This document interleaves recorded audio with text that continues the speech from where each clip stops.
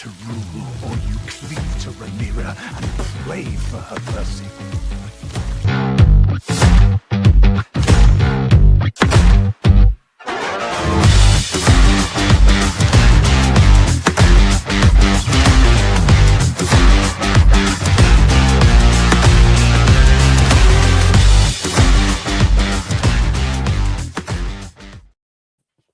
Some say I'm fucked up that the beat clicked right back in when she got burned alive, but I say that's called showmanship. We are back, season 2 of House of the Dragon, also known as Blue Ball season. Me and Matt already had a conversation. Yeah, I've been very down on this show.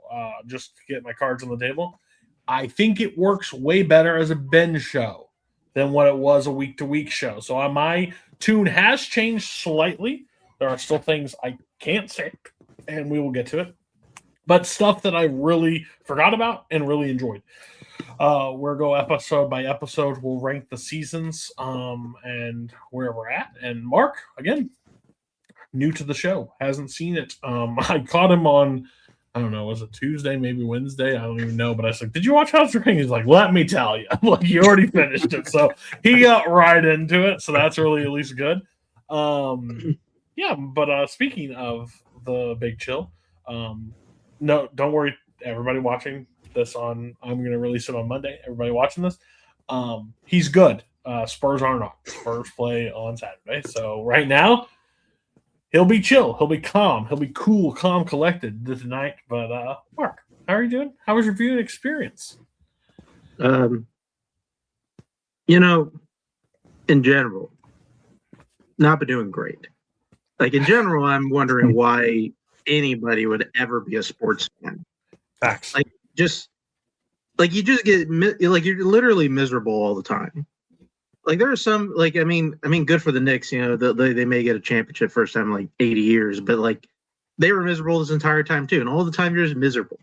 And then I come on here to TV Chronicles, to maybe get a pick me up, and this was the fucking wrong week to do this. Honestly, I wish we had waited a week or something. It's just miserable on two fronts. Yeah, that is very fair. It's a question that I posed to my wife numerous times.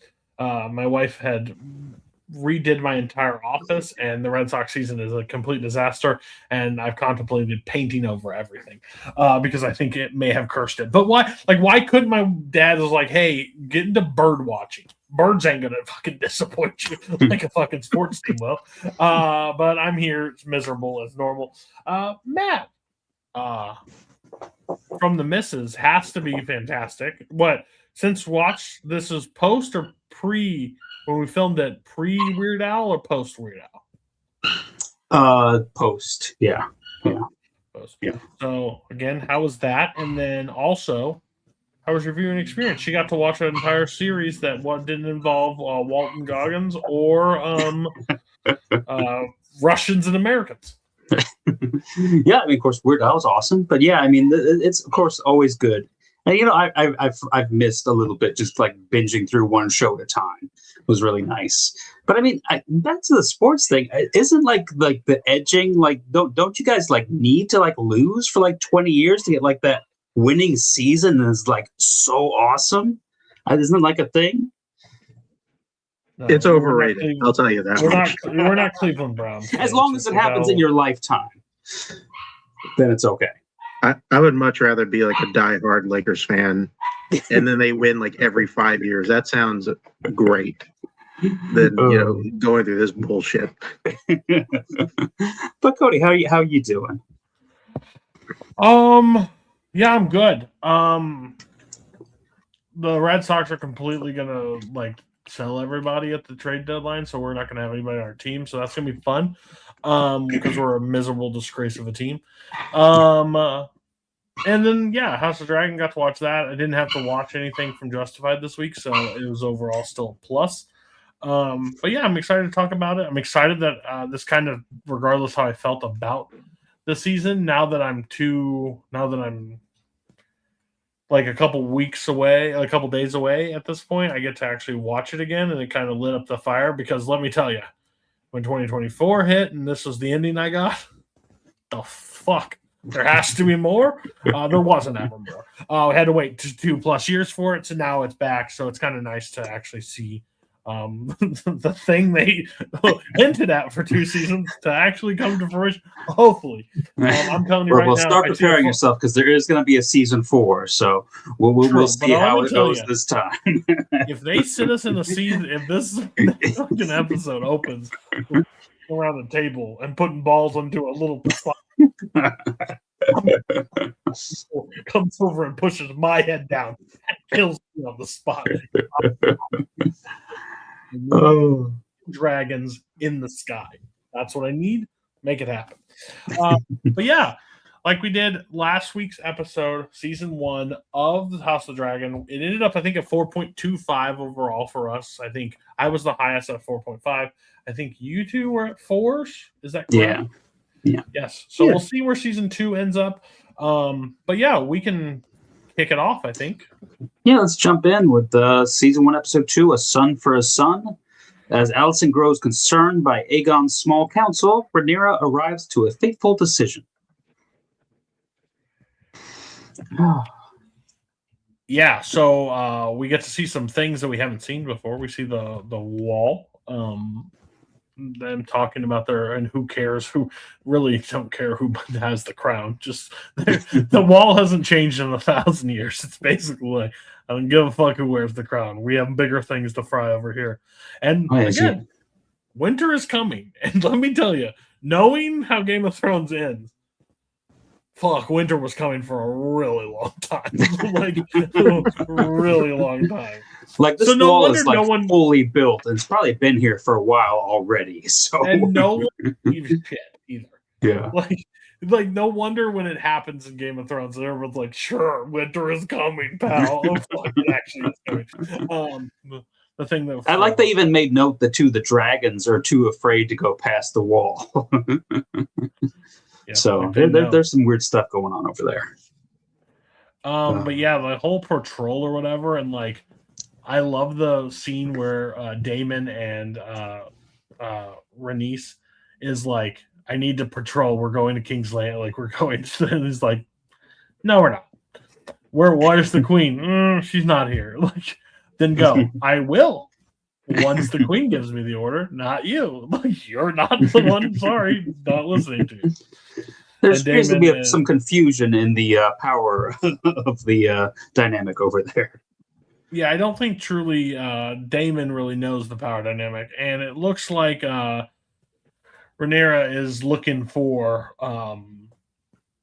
her son, basically. I think that's the mission. She needs a little closure, I think, on that. She needs closure on the matter. I think she needs to know what is actually happening. Mm-hmm. I mean, not gonna make her feel any better. Like a half bitten off son. Like, shit, I guess he is dead. Like, I don't know. It seems silly. Like, all right. Yeah, it could have been way worse. All she did was find like a wing and some clothes. So we all real quick.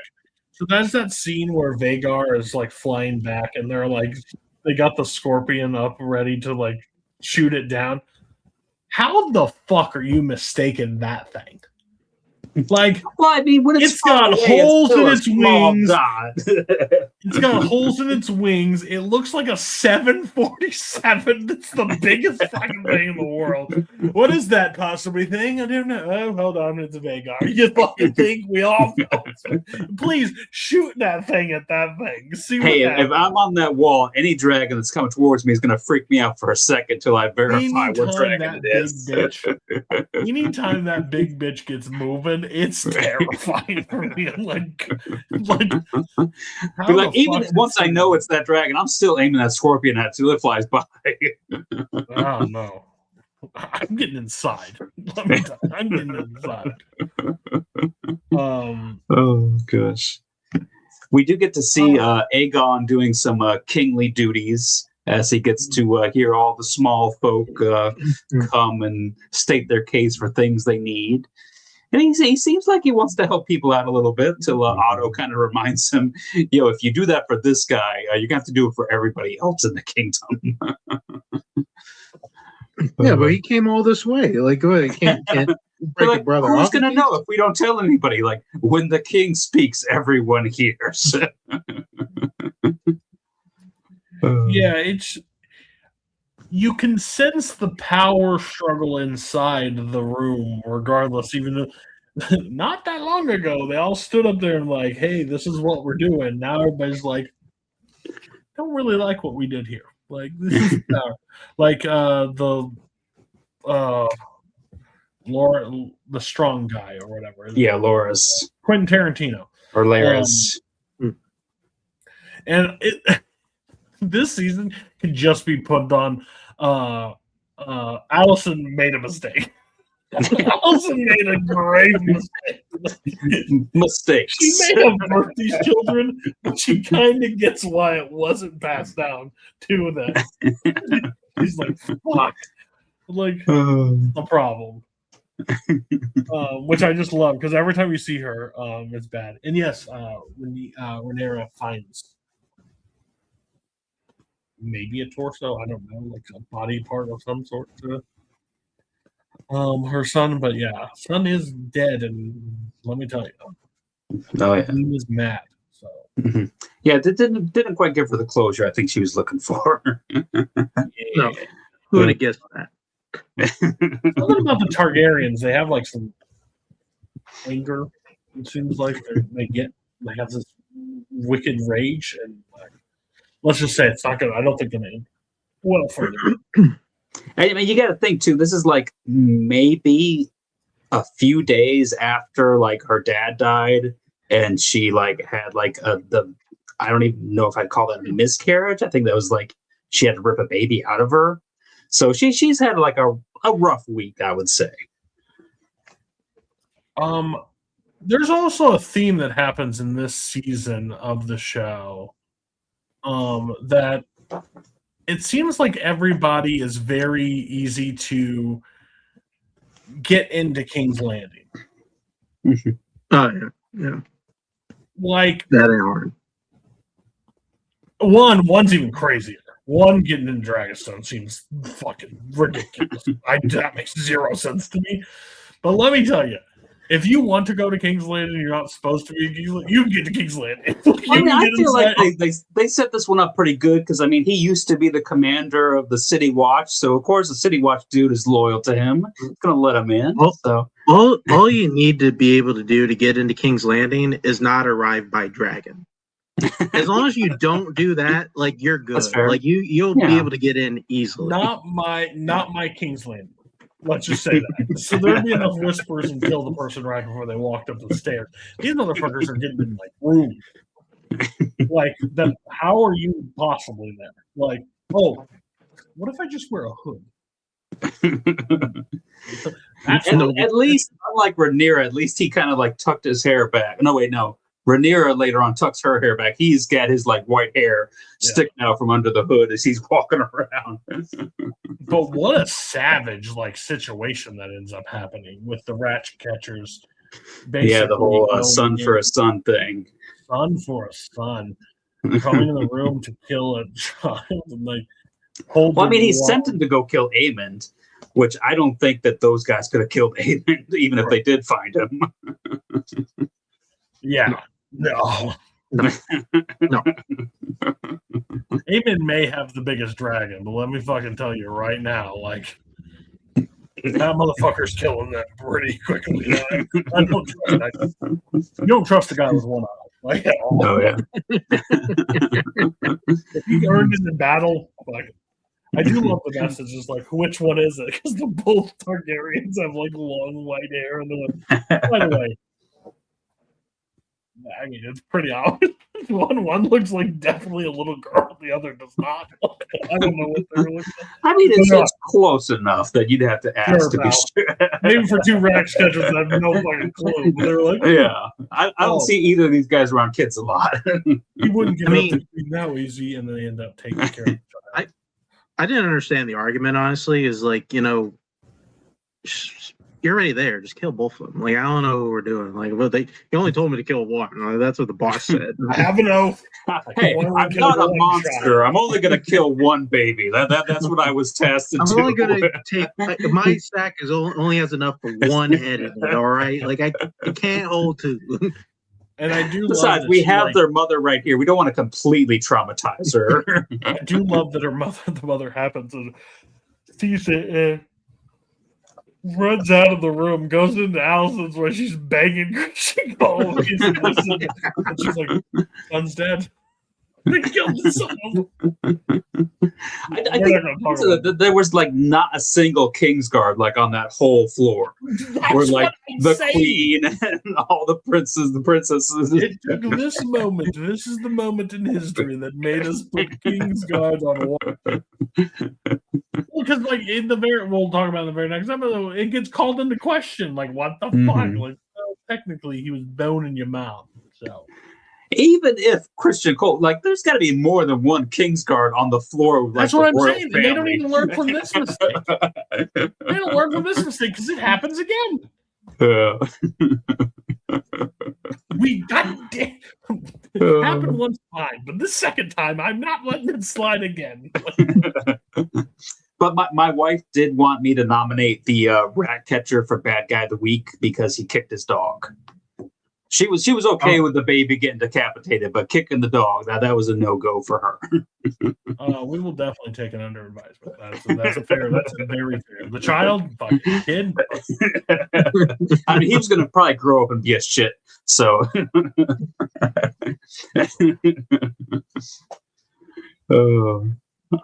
think it's a good solid opening for the season. I think. I thought it was a really good opening. Like them starting out with that was pretty awesome. Like I was starting to think that maybe you guys are wrong about the season. This is starting out pretty good. Like I mean, were you like surprised that they decapitated like a baby in the first episode? A little bit. I was like, okay, like this feels like an escalation from what we were at before. So it's like these guys, we're definitely getting somewhere. We're definitely going to move along to more violence, which is how a war starts. So it felt like it felt like for a bit we were going to get what we were promised. Yeah. All right, so I think we can move on to episode 2 here. Rhaenyra the Cruel. As Otto schemes to turn the public against her, Rhaenyra questions Daemon's loyalty. I will give the Kingsguard credit, though. They did catch the murderer pretty quick. They pretty much had him, like, probably minutes later. A guy running around with a sack with a baby's head in it. Yeah, it's pretty good tell. I mean, guy running around with a head, and head's got white hair. It can really only be like one person. I do love that. In typical Otto, like the first thing he's thinking of, we can use this. We can use this against Rhaenyra. We're going to let everyone know what a horrible thing that she did, and she's a monster. They found that real fresh, and Otto's like, I get it. You're sad, but there's fucking that guy. Killing children, fucking weird. You can blame ours on the dragon. This bitch, the guy to kill a child. Oh yeah, and I was like, we're gonna have a funeral. We're gonna put the Allison, and we'll put the Queen like right there in front of everyone, so they can see like how sad they are. And we're gonna have the body on display so everyone can see. And Cody, we're gonna have this P.T. Barnum type guy just like yell out shit to the crowd as we're just marching this body down to the crypt. I thought for sure that I remembered that kid's head falling off of that cart, but then it didn't happen. So I guess they just kind of alluded that it could have happened. Because that thing was barely hanging on there. It would have been too funny. Like if that I think they probably cut that out. I do love he was like what's the king's name? Aemon? Aegon. Yeah. Oh yeah, everybody's Aegon. Yeah. Aegon when he did his closest. That's my child. He did like there will be blood. My child was murdered. Where were you? I was sleeping. What? Oh yeah, Aegon is suddenly all for this war now. I abandoned my child. Nowhere near Daniel Day-Lewis level, but yeah, I do love my favorite thing that happens in Game of Thrones is a moment happens, and while that moment's happening, something else is happening. So they have like the rat catcher basically in the room, just beating him and just like trying to, I don't know who, blah blah, and the king like hits him while they're all like in funeral procession and stuff. I'm like, yeah, of course that's gonna happen. And I love too then when it goes to like Rhaenyra's little small council and they're talking about it, and Rhaenys says that of course she's denying, like I had nothing to do with this, and like Rhaenys says something about like, yeah, you had nothing to do with it. And she kind of glances at Daemon, and then like Rhaenyra looks over at Daemon, and Daemon's being real quiet. I'm not going to tell you this was Daemon, but he definitely had like that guilty toddler look on his face. Who could it be? I also do such a thing. I thought it was funny how they were also being like, "Listen, we don't think you ordered it, but like if you did, like." We get it, like like they killed your son, like it's okay, like if you tell us you did it, you catch him picking up what I'm putting down here. Needs reality. Okay? Let's just be. Child died. Your child died. You may have orchestrated the killing. Oh yeah. And then this episode too, we have Christian Cole further descending down his path to just becoming the biggest dick ever when he goes up to the twin Kingsguard guys like, where were you? Yeah, what a bitch. Like, talking about a guy, ultimate cocksucker. Like bad guy. Like when I came up with that a long time ago, like bad guy. He's a bad guy. That's a bad guy. Basically, like, it's my fucking fault. Where the fuck were you, pal? Like, this is your fault. Hey, Tony, I was asleep. I already did my watch for that day. I'm sorry. We're gonna take your little clothes because guess what? A rat catcher position just opened up. We're taking it, pal. Because you should have saved us. Weren't you on the top floor? Didn't fucking ask you, pal.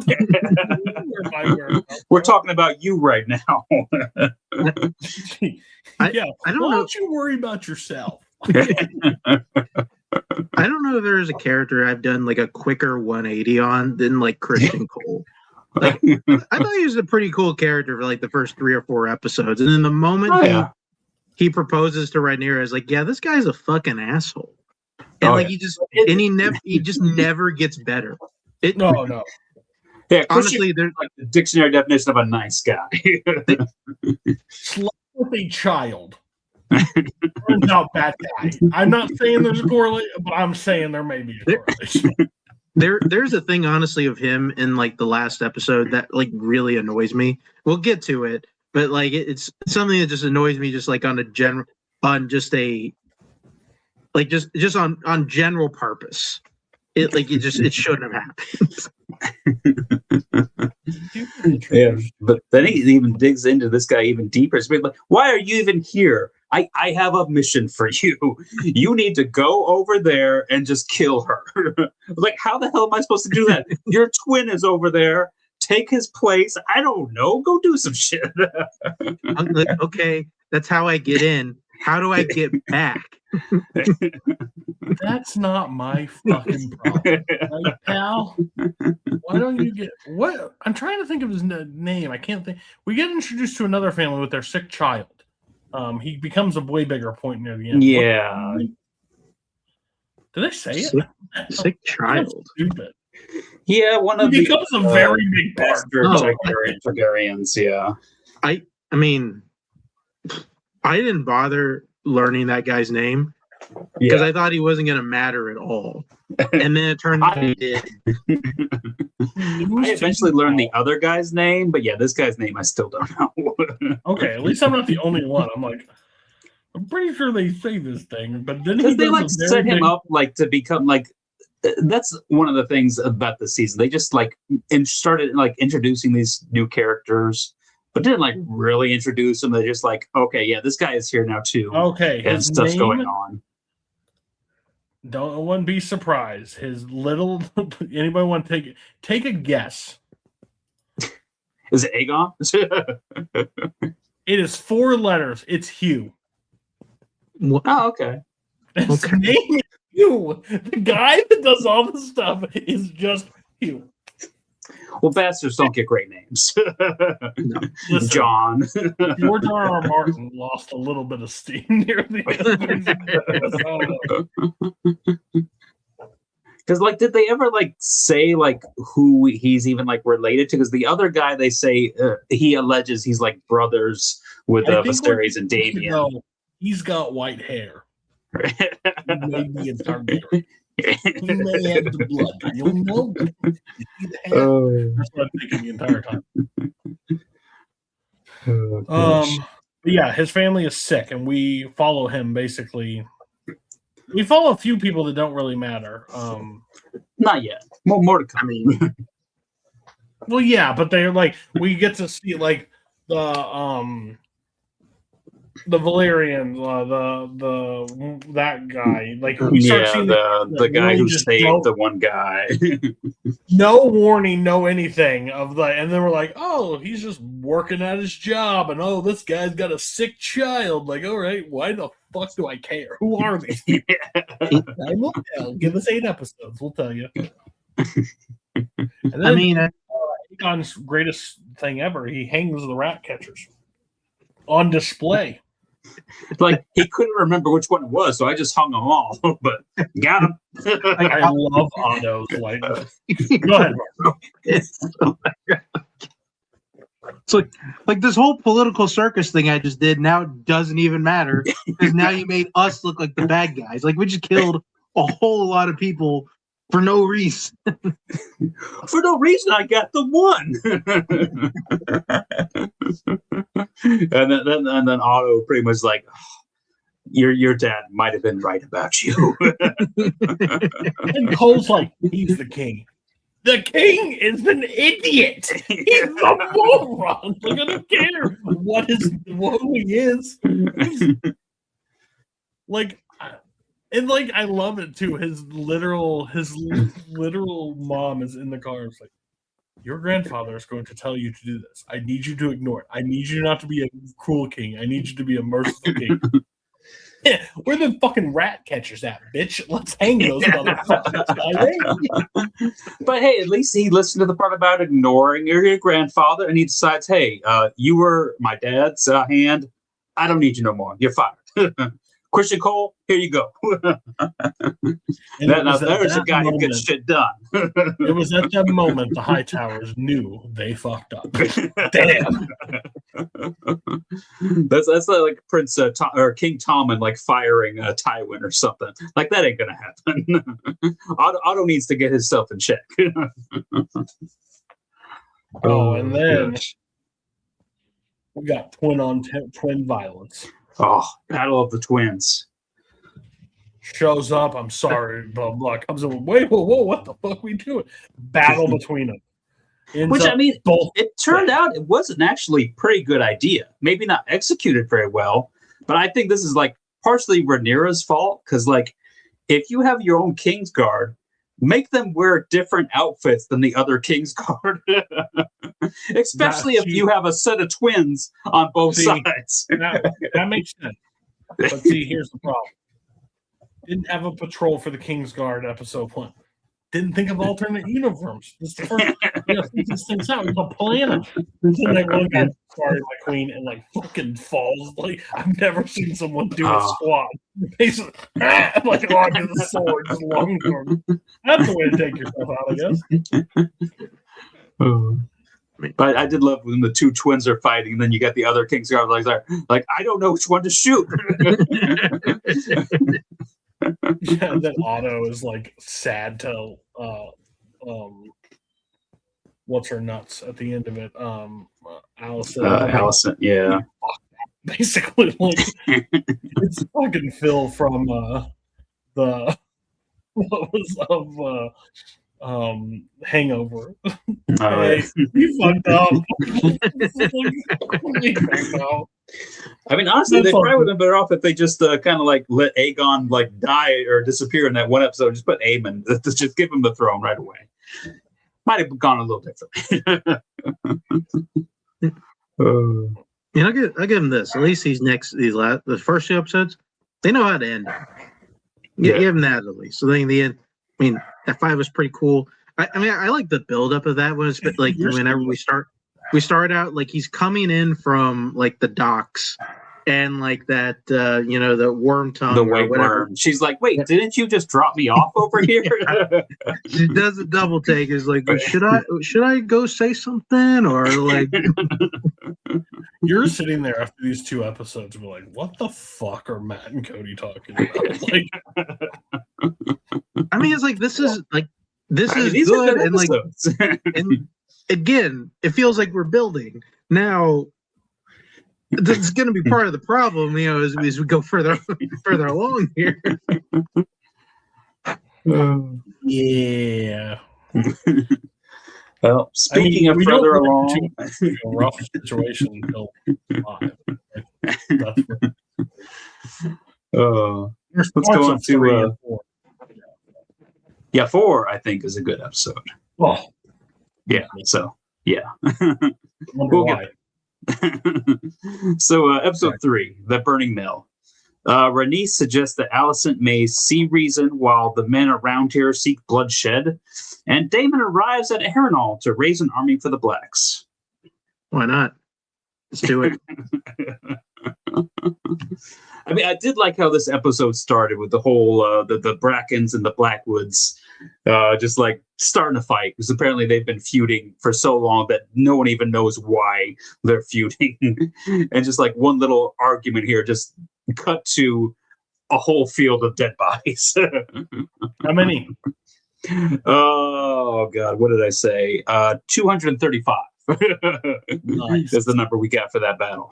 Close enough. But yeah, you just see it like a small battle. Like he cuts to the guy just laying with a sword poking out. I'm like, okay. You just turned I'm around, definitely going to be in trouble when we get to season 3, and I do not have the internet resources to be telling me how many people actually died in these things. Yeah, we'll get some misinformation on all that shit. It looked like 427. I will say too that this is the first watching these episodes again for the second time. I noticed that Cole has a necklace of hands holding each other as a hand of the king. He didn't have the little thing; he's just got a necklace of hands. I did not notice that the first time around. I was like, oh, that's such a douchey thing for Cole to do. Like there are characters like Littlefinger, people like that. You absolutely could. They have redeeming moments. This fucker has nothing. They have moments where you think, "Hey, that's pretty cool." Like Cole has none of those moments. You never think he's a cool guy ever. Well, I mean, he beat Damien in the tournament in like the first episode. That's about it. That was cool. Not very many moments after that. I'd say that. Yeah, it's all downhill from there. He peaked early. And we got the White Worm is Rhaenyra thanks her for helping out, and she's like, yeah, I just want to hang out. I'll help you out, counsel you and stuff like that. So she's gonna stick around. Maybe hang out, flirt a little, just simple stuff like that. She felt something there, so she's gonna investigate. So this is going to not change. This is going to be consistent from episode 3 to the end. So I'm not saying anything that's not true. I would say Daemon was one of the most interesting characters in season 1. They decided while we prep for battle, it makes zero sense to have the loose cannon Damon around. So we're gonna go make him fight his demons inside a castle on the other side, and we're gonna fucking leave him there. And that's what Damon does for literally the rest of this season. But like, we're gonna until take what we probably should have done in one episode, then do it in 5 episodes. Yeah. What'd you call it? The Christmas Carol? Yeah, I mean, it's pretty much the Christmas Carol. He's visited by a bunch of ghosts and stuff like that, and at the end of it, he's a better person. I want to say it now because I don't want to go episode by episode to talk about how stupid this fucking whole plot is. This is the equivalent of Tony Soprano going through therapy. The fucking character doesn't change. We just put him in a box to do a plot device for no reason. I think he actually changes at the end of this. Did you watch Game of Thrones? Yeah. It literally says the story of these two. I'm not spoiling anything. Character doesn't change. Character is going to be the same psychopath at the end of the day. Yeah, but at least now he's working with Rhaenyra and he's not working against Rhaenyra. Until he doesn't have to. All I'm saying is this plot device is arguably one of the worst. Like, this is what brings a whole lot of the show down for me. Is him over at Harrenhal. Like, yeah, this is definitely the weakest part of the season. The flashbacks are dumb. I mean, it is a good way. It's kind of an excuse for them to bring some of the actors from the first season we liked, give them a nice little moment in the second season for a second, like, as like Damon kills them and stuff. 12 episodes. Here's 12. Yeah. I mean, I wouldn't say it's the worst part of the season. I got other fingers to point on that one. Like, it's certainly not a good part of the season because it does it. This there may is be probably worse. What? It may be worse, but the other things don't affect like arguably the best character from season 1. Sure. Because they put themselves into a hole. That motherfucker should be on Dragonback flying into King's Landing and just wrecking shop. But they're like, hey, motherfucker, that's not part of the story. And if we just leave him at the small council, he's going to kill somebody. So you know what? We're going to put him in a castle for no good reason. The decision doesn't make balls. The decision doesn't make any sense. And it is probably the strangest like Game of Thrones story ever. Like, it just there's nothing about it that makes sense. In all honesty, this feels like a possible neat one-off idea for like a Game of Thrones show. It's like, because we always heard like how Harrenhal is like haunted and like it makes people go crazy or whatever. Like, that would be neat to explore like in a 6-episode miniseries. But like, I don't want this touching like any narrative driven show. It just feels weird. Also that too, we just kind of sidelined Damon for the rest of the season basically. Especially like, even though I mean, I almost kind of want us to check back in with it because it really was like a like, just like it was so deteriorating as we got episode to episode. Like, oh god, like what fucking weird thing is Damon gonna go through this episode? What ghost is he seeing now? Like, where how is he like losing his mind? Like, they meant for it to be cool, and it was just kind of like it was just kind of like a thing that just annoyed everybody every time we revisited it. Mm-hmm. Yeah, I just think it's absolutely. I understand because they stretch it to 3-4 seasons now. Why they did the decision, I just don't agree with the decision. That's my. I think even where like Damon ends up at the end of the season, like it is arguably it's also stupid. Just like we could have gotten to that point a bunch of different ways. Yeah, a bunch of different ways that doesn't that doesn't where we also don't just have like Damon completely separated from everybody. Like it honestly felt like, oh, Damon has to what's his face has to do a movie during this, and he can't, and his shoot times conflict with everybody else's shoot times. So we got to figure out a way to put him separate from everybody. So I guess since we're talking about this whole thing right now, am I correct in that apparently the witch lady who was in Harrenhal was the weird queen the whole time? Okay, I didn't pick up on that. That's what I got. I may be wrong. Because when it gets like the last episode of it, she's like talking to Damon from King's Landing, and then the lady just like disappears. So I guess she wanted to make Damon better or something. I don't know. It's weird. Matt, I started checking out of that story like by the time we got to like episode 6. Like I couldn't care less. Like I said, I do like where it ends with Damon, but yeah, they either should have just done it all in one episode or found a different way to do it. But that's I feel like we don't have to talk about that as much anymore now. It's a part that doesn't really matter. Like in the end result doesn't matter, but that scene of Cole and them in the field, and that dragon spots them and like takes off towards the thing. I mean, I know Cole wasn't gonna go, but God, did I wish Cole was gonna go. Why didn't she light that whole freaking forest on fire? Because she cares about wildlife. No. That's what we didn't know. She should have just blazed that Cole like we do. She should have just like did the center point, just burned around and saw what happened. Oh yeah. He definitely would have got most of them. And Aegon is probably going to regret his decision of interfering with interrupting his brother's private brothel time with his mommy dummy. I guess I don't know what it is, but yeah. Let me tell you, what a psychopath just stands up full frontal and just like, let's walk out. I'm like, damn, you got balls, buddy. Literally.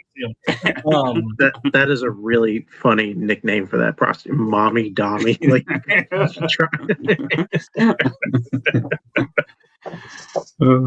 going through some shit, Yeah. I mean, I think that was helping Aemon too. So I think this is kind of a bad point for him. He needed that support, and it was ruined for him right there. Oh, and then I think we kind of get to like one of the big moments of the episode here, where the White Worm kind of helps smuggle Rhaenyra in. Which, like I said, at least Rhaenyra wore an actual disguise and covered up all her white hair so she could sneak through. And she meets with Alicent, trying to, kind of talk it out a little bit. Alicent tells her about what her father told her, which Rhaenyra's like, wait a second. he talked about the prince who was promised to unite the realm. That's a different story. He's talking about the other Aegon the Conqueror. I know it's confusing because there's like 18 Aegons, but like I swear he was talking about a different Aegon. I see why you're confused. So it was like, oh, this whole thing is just an misunderstanding. We can fix this. And Alicent's like, at this point, she's a little bit too deep into it. So it's like, no. I don't know if we could do that.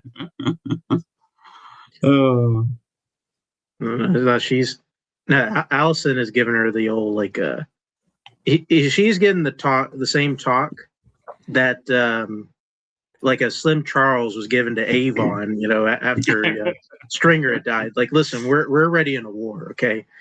We're ready in it. And once you're in it, you in it. Like, there's no turning back from this point. The army's already left the gates. Like, we're done talking. Like, even if we said this is a misunderstanding, your son's dead, my grandson's dead. We're past that being the reason. Which again was a cool point to end it off on, because in a good show, this would have been the last domino to fall before we get into all-out war. Yeah. Like this should have been like the last kind of sow for peace, and then we're just in it after that. Mhm. And honestly, if somebody were to only see the first 4 episodes of this show, they would have thought, man, like this show is being paced perfectly. Like I don't know what I don't know what everybody's talking about. Like being blue ball season. It feels like we're right on pace.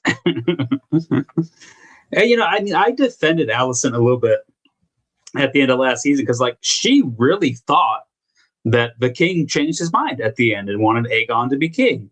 So she had that going for her, but now she doesn't have that anymore. So now she knows the kind of the truth of what was going on. But like you said, it's too late at this point.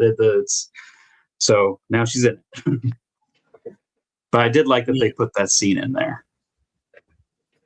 I still think it's silly. I get you. It definitely makes it more. I feel like it definitely makes it so you're supposed to be on Rhaenyra's side for sure. Whereas I think before that you could have seen both sides, but now it's really just like there's a right side and a wrong side. I mean, that in the last season, we made such a big deal out of both Rhaenyra and Alicent trying very hard to keep this from being like an all-out war. Basically from being their version of a nuclear war of like just having dragon on dragon fights. And and this feels like the last ditch effort to stop that. And at this point it feels like there's nowhere else to go. Like this is only leading down one path. Mm-hmm. All right. So let's move on to episode 4 here. The Red Dragon and the Gold. Oh, yeah. In Rhaenyra's absence and with no word from Daemon, Rhaenys tries to keep the peace on the Black Council as Cole mounts a campaign into the Crown Lands. 10 out of 10 numbers. Let's move on. I will say, because we kind of skipped over it a little bit, the especially in the couple episodes they're in together, like Cole and that other Hightower brother, like weirdly enough, those two, excellent chemistry. Like they really do have like this like kind of funny like combative thing going on, especially like when like Cole is good at least starting like what is kind of like a dumb plan. He's like, what, like, are you a psychopath? Like, why are we gonna attack this place during the day? That's fucking stupid. Trying to get us killed. Oh yeah. Nothing big happens in this episode. I mean, we got more Daemon wandering on Spooky Castle. We get. When does the Maester bring Alice? I think that's another of the morning after teas. Oh, she's the child. Because she was like banging Cole and stuff still. So yeah, that's good. Yeah, that's that's good. why she's like resting her stomach like, all the time. Just nip that one in the butt. I don't gotta. She's more respectful than Rhaenyra, who's just like, hey, I banged a guy. There's gonna be a baby. It is what it is. Yeah, and Cole's very cunty. In this episode, he decides to put somebody to the sword, basically get everybody to follow the line. Yeah, I mean, as you do when people don't listen. Yeah. They're discussing like what to do with this battle situation. And no one's really wanting to listen to the king in this matter. Like, Allison pretty much just has to tell him, you're young and experienced. You just sit there and listen to everyone and be quiet. He doesn't like that. Do what you are best. Do what is expected of you. Nothing. It's like listen. You don't. You're just the figurehead here. You're the person that gives us the power, and then other than that, you can just do whatever you want. Like this is honestly the dream job. I mean, it's a good deal, yeah. Like, you can do whatever. Like that, mommy. You can do whatever you want, and we just run the show. Like it. like it's like a W. Bush presidency. Yeah, we'll handle all the important stuff. You just kind of do you. Well, there's a talk about it. They're going to sack the high towers and the king. They're going to attack a spot, a castle. I don't remember the castle off the top of my head. One of them, yeah. Basically, Like, Cole and them that's think they're good going to do it. Like they're going to take over. That they don't know much about it. Rhaenyra and them all know about it. They all know what's going to happen, so they're about to go send a dragon to take it out. They're having to decide what dragon to take. Rhaenys is like, mine is the most battle tested, and I'm looking for, so send me. I'll go and take it. She agrees to do that, and then you see the king getting drunk and also loading up on his dragon, which is not the part of the plan. I'm gonna show them I'm gonna do nothing my butt. And then Cole and like the leader or whatever is like, we'll go at night. Like, don't go during. Like, you don't. No, they'll never see it coming. We'll go to the door. You'll leave us open to everything right then. It's like, we'll be good. No problem, pal. And then you hear a fucking roar of a dragon come flying in, and they're like, son of a bitch. But we see it was all according to plan because Cole has Aemond over there hiding with his dragon, just waiting for the signal. Then, of course, another dragon comes up when it's the king, which wasn't really part of the plan, but Cool scene. Well, Rhaenys' dragon is burning up shit, and then all of a sudden they're like, "That's the signal. The signal was the king." No, that's not the plan. That king comes soaring in, and you see, like, they do such a good job of showing the true like size of Vagar. Like how it's just like hiding underneath it. You just think it's like almost a rock mound. And that thing starts shaking, goes airborne. Well, let me tell you, Rhaenys knows how to. Her dragon knows how to take a dragon. Basically. Oh yeah, that's a fighter. And Aemon. Yeah, Aemon shows up while Rhaenys and Aegon have their dragons kind of tied up. And sees his brother face to face and still says the cards. Basically to burn the situation, and then his dragon spewing all the blood and everything out of it and falling to the earth while scorched on fire by Vagar. Yeah. And Rhaenys is like, job done, good to go. Well, the dragon's like, job done, good to go. And she's like, no, and goes right back. And Vagar right around the throat and kills them and falls down and kills one of those moments in Game of Thrones where you see a character has an opportunity to get out of an inevitable situation and they don't. She basically says we can take Vagar. She probably could on a given day, depending on, but not blinded and not being able to see where he's at. Like, not important. Oh yeah, I do love the scene of that dragon just popping up and just seeing the size. Just god damn it! They thought of everything.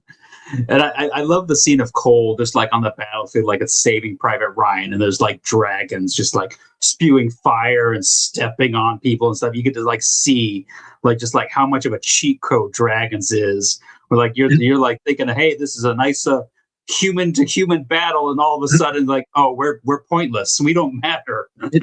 that too, and how like just fucking frightening it is, because the dragon that's on their side is fucking up their people. Like it's this guy is like taking out as many as ours as it's taken out of theirs. Like there's like dragons don't see sides. I also like we're just like little ants on the field here. Oh yeah. When Rhaenys is flying over and Rhaegar and he's sitting on Rhaegar's back, and it's just looks so tiny, even in comparison with him just sitting there, of how big that fucking dragon is. Which again, the biggest fumble in the entire history of the House of Dragon was letting that child be able to go grab that dragon. is literally that's crazy. Like that you just gave a nuclear weapon to. Yeah, I mean the one girl should have been like trying to claim the dragon instead of like going to her mom's funeral. I know that's on her. And just to see like the size of it too, of it falling and caving in the fucking castle of how big it truly is. And this kind of moment, regardless, Cole's and he's pretty horrible as a human being. He also automatically this changes him as a character for the rest of the season. Like he's got like dragon PTSD for the rest of the season. Well, yeah, because he sits there when a decision has to be made. He's like, "Motherfucker, listen, these are fucking dragons." And I'm gonna go with the biggest one of them all. And Even though Cole's about, he comes over with the sword to his brother. He's like, he's gonna just kill his brother right there. Cole's like, what you doing there? Ian? Oh, yeah. Like, nothing. I found the king. What are you doing, pal? What are you doing? Just making sure he was okay. I was gonna, put the sword under his head, to support his neck. You gotta poke him with a sword a little bit, make sure they're still alive. He has seen some shit, and the king is fucking wounded, mortally wounded. Yeah, not looking great. Yeah. Apparently, whatever's inside a dragon is very hot and like bubbly. Pain. I mean, overall, great episode. Mark, thoughts on dragon crime? I mean, it's exactly, I think, what I wanted to see. So, like, just because the combat itself, is cool, but us blowing the budget really for one episode. Dragons going after it, and then kind of just using the kind of the POV side of it, at least kind of the regular people POV side of it, was really cool. Seeing how the dragon's destruction from their point of view really neat, and then also how like this is where like the actual stakes feel like they're ratcheting up, because like for a little bit we think King looks like he's dead. One of the characters we know from the first episode also dead. Feels like we're changing the trajectory for the entire show. Like it feels like for a moment this is gonna be like a huge shift, like to what we're doing here, and yeah, it feels like they're the war is here. It's what it turns out. We're just taking a pit stop. At the war. For being honest.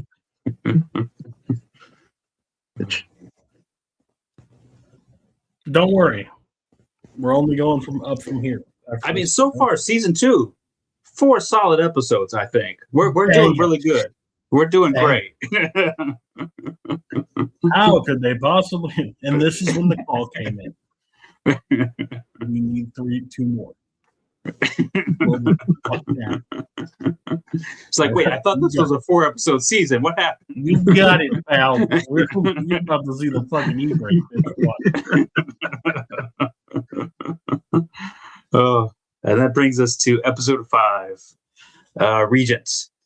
Amid whispers of bad omens, the Greens consider how to fill the void on Aegon's council, and Jacaerys sets out on a rogue mission to strike a deal, while Demon enlists Lord Willem Blackwood to help persuade the Brackens to bend the knee. I noticed that as the season goes on, we're getting longer and longer episode summaries. It's like actual Game of Thrones now, where it's telling us what like 4 or 5 different characters are doing. Cole's a bad guy. Apparently, it's a bad idea to drag a dragon's head through the city. I mean, when you get like there's a dragon is like your big protector of the city. Maybe it's not a good idea to show the city, oh, dragons can be killed.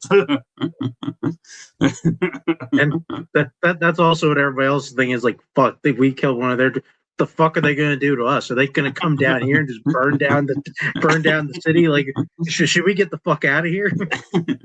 And also, I mean, we got a lot of hungry small folk. They're probably like, "Yo, where's all the dragon meat? Why are you just bringing us the head? We can eat on that for months." The math is not mathing because they haven't kept count yet, but there are far more dragons with Rhaenyra than there are with Vhagar. Vhagar is big. Vhagar is a big bitch. They got a lot of small dragons, but let me tell you, 6-on-1 may be what they need. Yeah, because didn't the king's dragon pretty much die too at this point, or are they still like trying to nurse him back to health, and then he dies later? But like, how is the that king's dragon? That dragon's dead.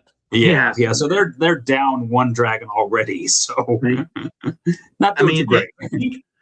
Aegon was moving a little bit. Literally ripped its wing like Yeah. That Aegon was moving a little bit. That dragon was not moving at all. Like that dragon was just lying there. So all they have left is like Aemon's dragon, and then I think the queen has a smaller dragon too. And we saw Daemon. No, remember when what's her nuts?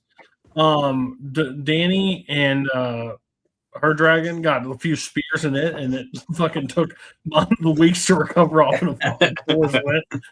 That motherfucker got clawed to death. It was spewing blood everywhere. It fell from that thing is out of commission. But let me tell you, wearing metal and getting burned. Oof. You don't like to hear about you got to peel the armor off of somebody. Oh. And then Amy's like, waste no time. Need somebody.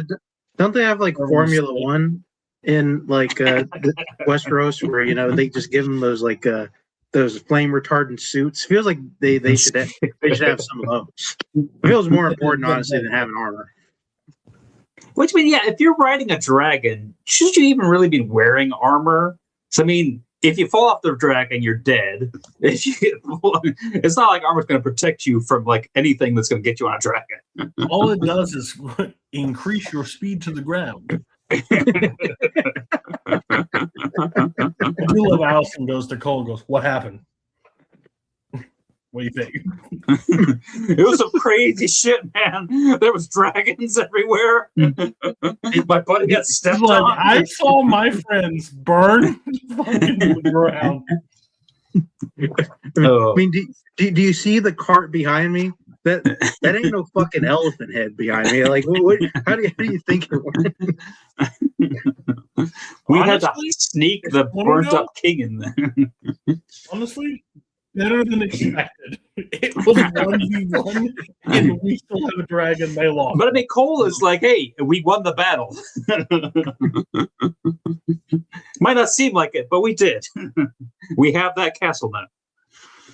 In the High Council at Rhaenyra's, it's like the guy's like, "The problem with a female doesn't know anything about a battle." And Rhaenyra's like, "We've seen the same amount of battles in both of our lifetimes at this point." Like, this don't know shit either. Shut up. Honestly, this starts like probably the most annoying storyline for me. Is Rhaenyra actively trying to find solutions to wage war? And then, like, her counsel saying, "Rhaenyra, you got to think of solutions." And then also Rhaenyra thinking of a solution. And then the counsel going, "That's the dumbest fucking thing I've ever fucking heard." Like, have you ever led anything before in your life? We want a solution where you put a man in charge. We think that's probably going to be the best solution for this whole thing. Where'd Damon go? Are you on your lady time right now? We don't need you making suggestions where you're all agitated. It's like, the fuck is going on here right now? And then we get Jace coming up with the bright idea of like what he can do is like, "Hey, I'm going to go talk to the Freys and make a deal with the Freys." What could possibly go wrong? I mean, it's not a commonplace, right? The Freys are just backstabbing assholes yet. I mean, Not yet, maybe. Maybe not now. I mean, they didn't look like super trustworthy, but like it's not like common knowledge right now.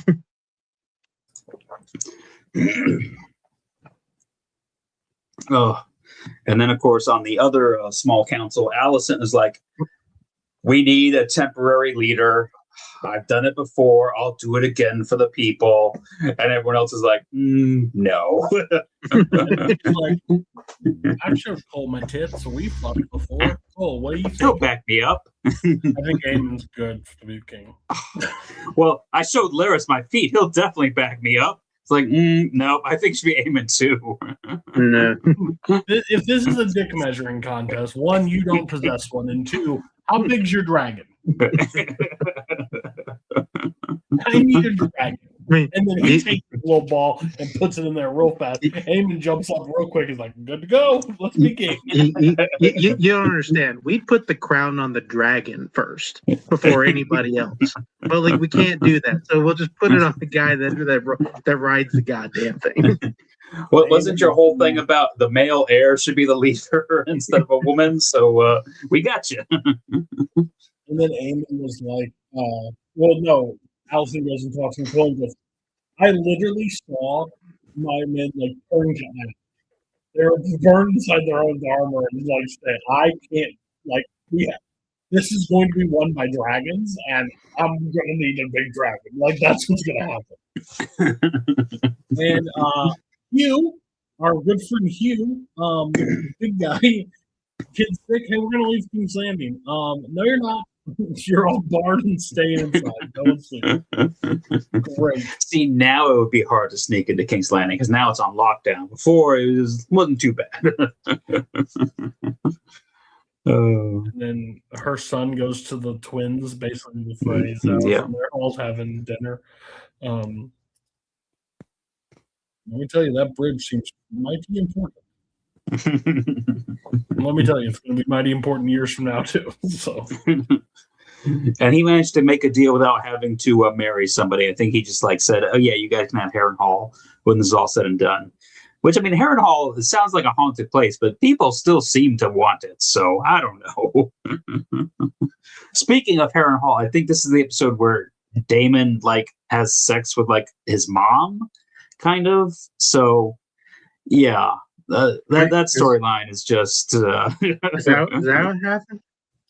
I'm pretty sure that white-headed lady that he was banging was supposed to be his mom. All right. I mean, from what I was able to piece together. Listen, we're horse counters.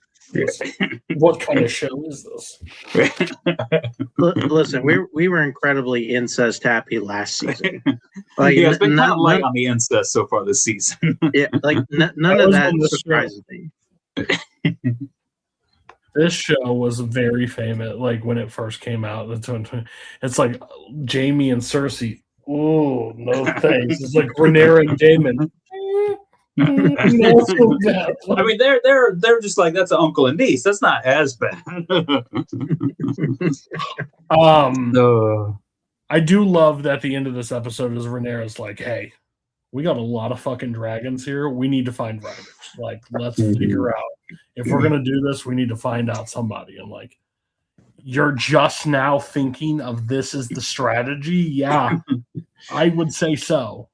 I don't care about men. It's very like small number of people right now that can ride dragons because they're like thinking it has to be like a full-on Targaryen. The only one has to have all that good blood. Has to be a highborn. So it's limited numbers. But then it's like, hey, let's open that up a little bit. See if we can find somebody else. Fucking try it. What's the worst? We'll have auditions. Think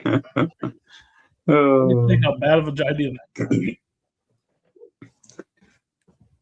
And that's pretty much this episode. A whole lot of not much. I mean, like, I can kind of forgive this one just in the sense like a lot of it. Yeah, we just had like the gigantic battle, and we're kind of reassessing the status quo.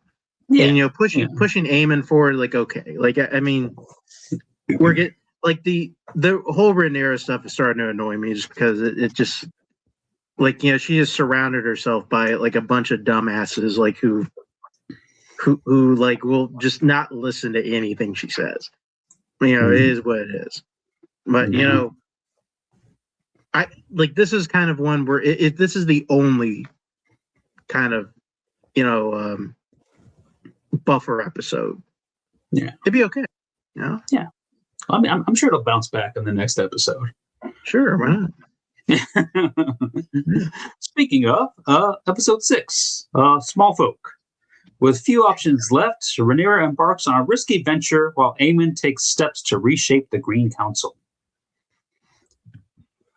One of my favorite parts.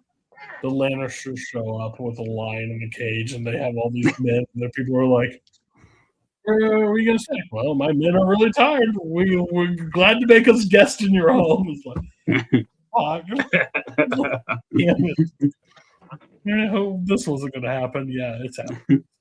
God, I would have just loved to see Tywin just going around with a lion in a cage. And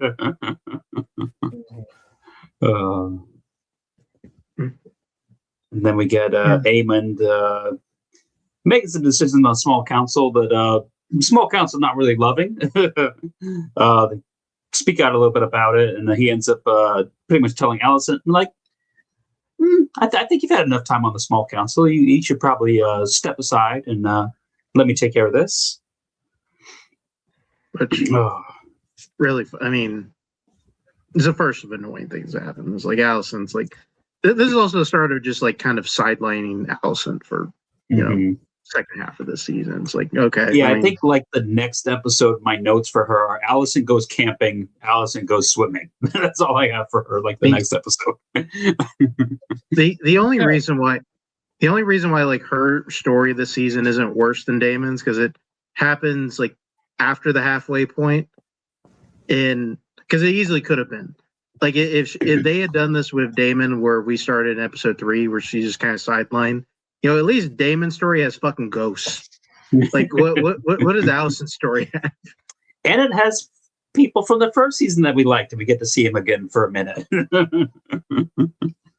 Well, and the thing is, like, say what you will, Alicent's making very sound points. Just no one wants to listen to any of the things she has to say, so they're just pressing on. Like, oh yeah, and it's the same thing on the other side. The women are like talking of making sense, but no one wants to listen to them.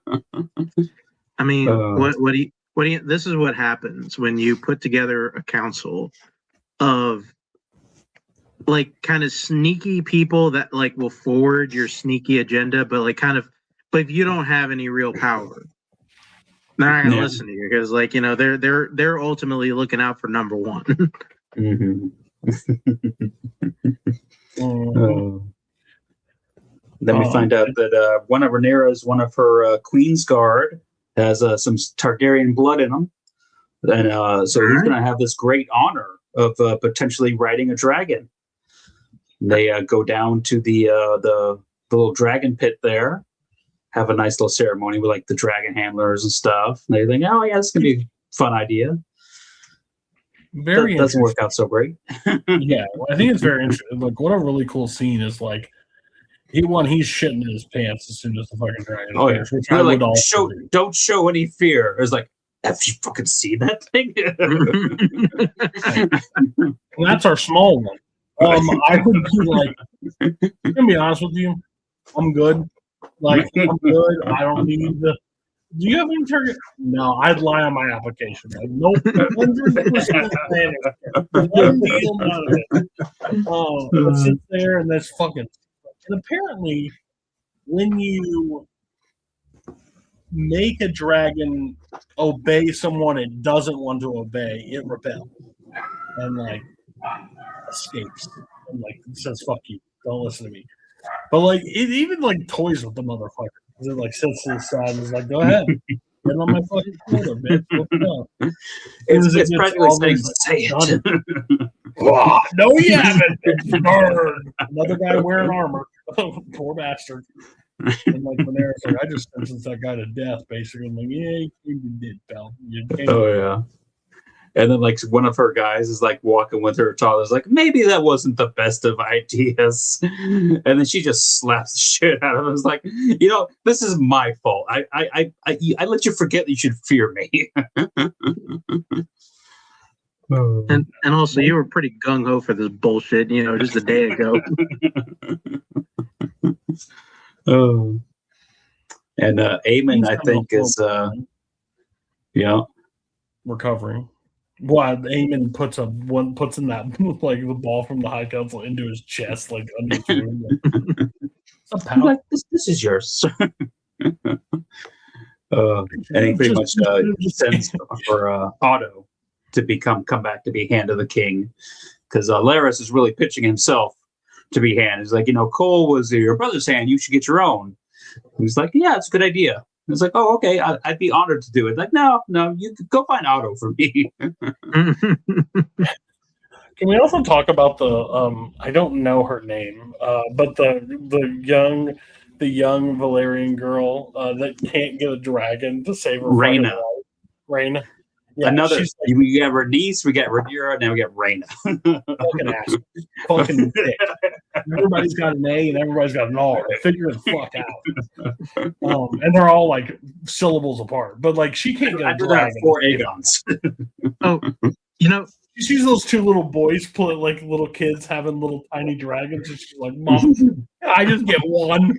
I just get one." I meant to bring this up, I guess, for the last episode, because this is actually when we met her. Is this actually like a thing in Game of Thrones where like the lady at the Vale has to be like just a raging bitch, like just the worst person? It's kind of like it's kind of like the where you're at. Like, who did you speak to? The crazy man. Oh, the Vale got it.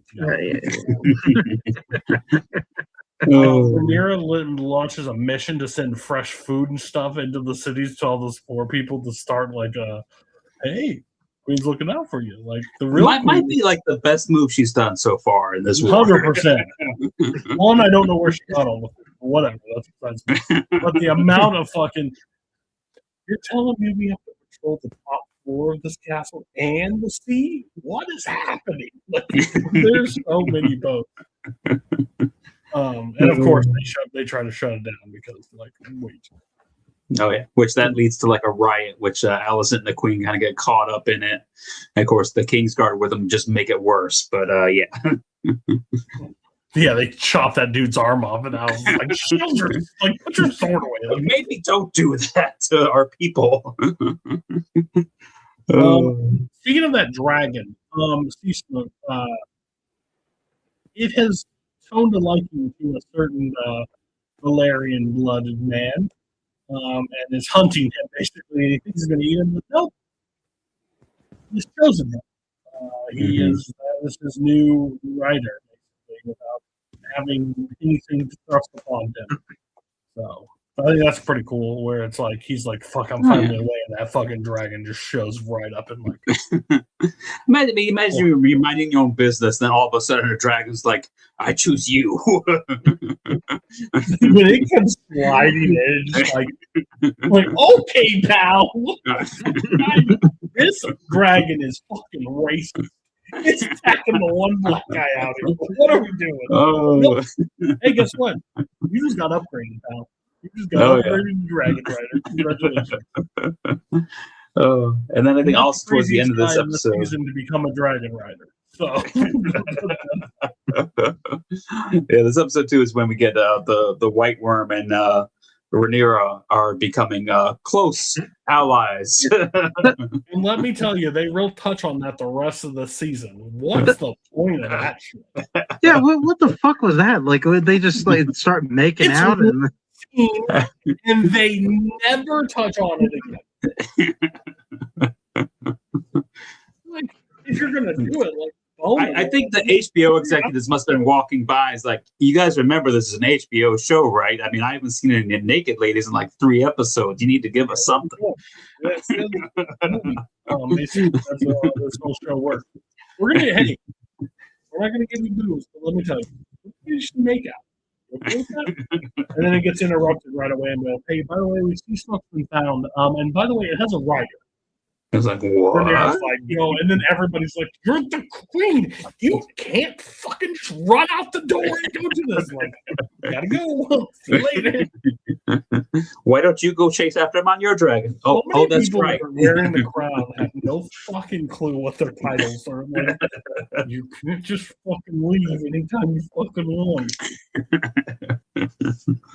Oh. Bitch, gone.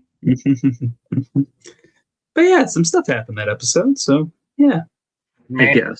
Like, whatever. Wow. Like, ladies making out and, like, the dragon stuff and, like, also, like, I think the thing I don't understand is, like, why is Aegon still alive? Like, what is, like, just in a story sense, like, what's the point of him still being around? He's the king. Because George R. R. Martin made it so. I mean, we probably could have, just did that shit a little differently. Like, maybe it's more interesting if he's just dead already. No, Yeah, I think it's gonna pose a thing because if he gets healthy or gets well in a certain aspect, he can pose a foil to Aemon. And That's then probably they Targaryen lore maybe somewhere. they could do like a Aegon redemptive arc. Who knows? Is there like a whole like timeline thing of Game of Thrones shit, like king to king, what happened? Like there has to be out there. I'm right? sure there is. Yeah, the internet's a big place. I mean, I guess so, but I'm just sitting. I mean, especially by this point, by the end of this episode, I'm just thinking. I feel like the story is way more interesting if Aemond is just the king now, and he's the guy like who's, the king as we wage this war. I mean, for all intents and purposes, he kind of is at this point. I mean, it's not like they're going to Aegon for counsel or anything. No, but it's like it just feels like we're keeping that story open unnecessarily. Mm-hmm. I think maybe it creates some tension as like Aemon gonna try to kill him, or if does he gets want him to healthy, get if better? he gets to be able to move around, he's going to reclaim the ground, and Aemon's not going to allow him to reclaim. So if it's going to be done, it's going to be done by Aemon's hand. Like that's what's going to be. That's what I predict it's going to be, that he's going to kill him. But I may be completely wrong. But that's what I would have guessed. And that would be the thing that like totally makes Aemon like no longer redeemable. And I think that would just basically be the fall to let Rhaenyra take the crown. Because if they're infighting, that's when the door will be open. All right, next episode. I guess so. Yeah. Episode 7, the Red Sowing. The War of the Iron Throne escalates, and Queen Rhaenyra, in a crucial gamble, is prepared to risk everything in her urgent quest for dragon riders. Is that really like the opening line of the war escalates like early? Trying to tell us that bullshit. Well, we got more dragon riders now. That's escalation. We see Rhaenyra and the new dragon rider basically square off, do the whole like circle dance to each other on the fucking beach. Like, hey, you gonna go? You go first.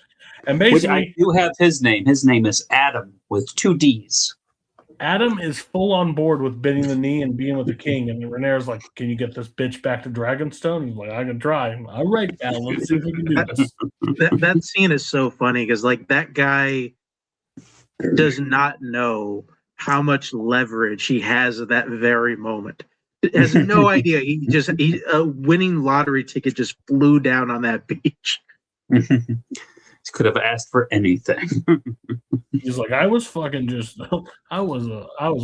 boat. Now I'm a fucking dragon rider. Let's go, baby. He's like, listen, like I don't really want this thing. He just keeps following me around. I don't know how to get rid of him. I don't know what you want me to do about it. What's Alice?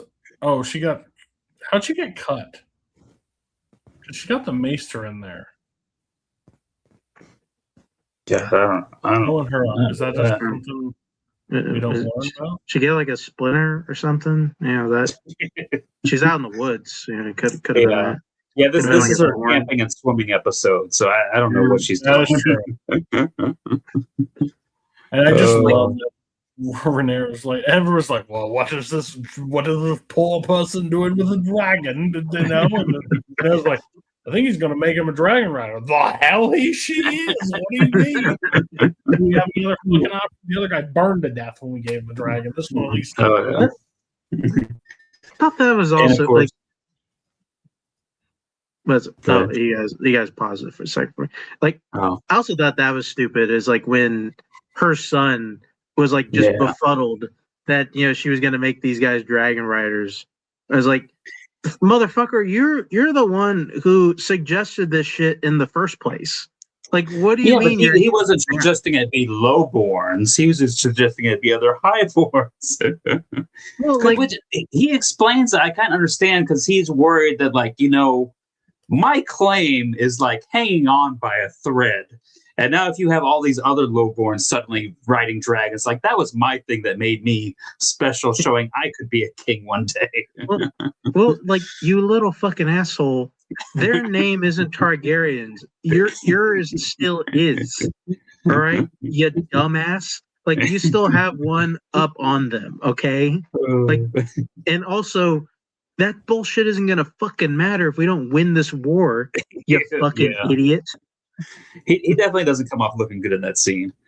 Maybe a little racist, definitely elitist, but I don't know if we talked about it, but like Strong also like kept the pain meds from Aemon in the last episode, or Aaron. Yeah, because he told me he wants him to stay like clear-headed a little bit. Yeah. So, the dragon tamers are not really happy with the whole lowborn situation either. But Rhaenyra's like, yeah, go do it. She gives all the bastards that get brought in, gives them a nice little pep talk as they're about to go down and see if they can ride a dragon. Yeah, we're going to put you in this little pit and see what happens. Anybody game? I mean, wouldn't it make more sense, though, to do it in, like, smaller groups instead of, like, bringing 50 people down there to, like, see if one of them can ride the dragon? That scene just missed, like, this is straight out of, like, when the Indominus Rex from Jurassic World fucking just broke out of the game and just ate fucking everybody. Just like, damn. They should have gone in, like, groups of 5 because, like, because the first 5 are probably not going to work anyway. So now, like, the other 45 have to look at the first 5 just get killed horribly, either be burned alive or eaten. It's like, I'm having second thoughts about this. What's the young girl's name that can't get a dragon? Rhaena. Yeah, she's got to be fucking pissed. You mean we're gonna lowboard now? Dragons? I can't get one. I gotta run through the countryside for days trying to track down this wild dragon, and you're just letting all these people. yeah. She's pissed. Like, hey, bitch, weren't you saying like there were no fucking dragons over here? Like, what's this big black spot on your lawn? Like, where did that come from? And it's like, oh, that's a wild dragon. Ignore that one. And I don't know the size of this dragon that they decide to like try to find the rider for, but it's got to be not. It's not Vagar's side, but it's got to be biggest one besides Vagar. Yeah, because it goes through fucking. Well, it starts ripping through everything. It starts burning. These people start eating and getting eaten, and then he hides behind the rock. He runs out and he just does the whole, okay. And then he just runs up, not showing it. He's like, come on. Apparently, that's all it takes for your dragon. Fucking moxie. I like your moxie. You're gonna yell back at me. We can be bros. You can ride me. All right. I had a fucking sick child. I had to steal fruit. I was worried. Now I'm a fucking dragon rider. Let's go. And not to mention, drunk Ed or whatever gets stumbles through the fucking thing, steps on eggs, and finds another. Finds his own dragon. Chooses it. which he was definitely showing fear, so that wasn't the thing. I think the dragon might have just like took some pity on him. It was like, okay, You know what? I mean, You can ride me. I'm starting to think like those like fucking Dragon Lord guys that are like kind of training the dragons. I'm starting to think they don't know fucking shit. Like they're just running this operation by the seat of their pants, and like it's actually like a very well kept secret that they have no idea the fuck they're talking about.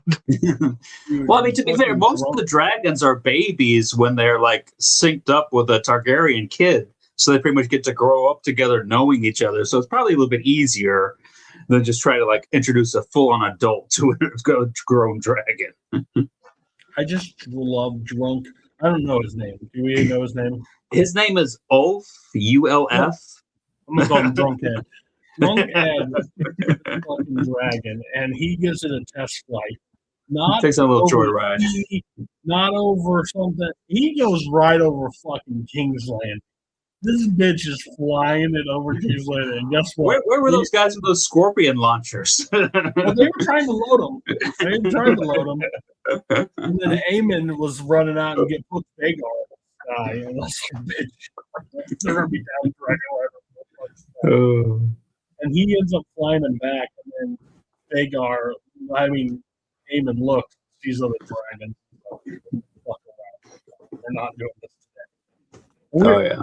But let me tell you, I bet me and Mark and you were on the thing like fucking fly over. Can we get some action? Let's fucking do something. Man, this was like, listen, it's almost like, it's like whenever you got to get in the phone for customer service, and you can tell like the other side of the line, like you're trying to get a refund or some bullshit, and these guys are looking for literally any excuse to not give you that refund. And then you finally got them. Where you're like, okay, like I've knocked down your final excuse. Like the season's like one reason for like not escalating the war is that we couldn't find dragon riders. There's like, okay, we got them.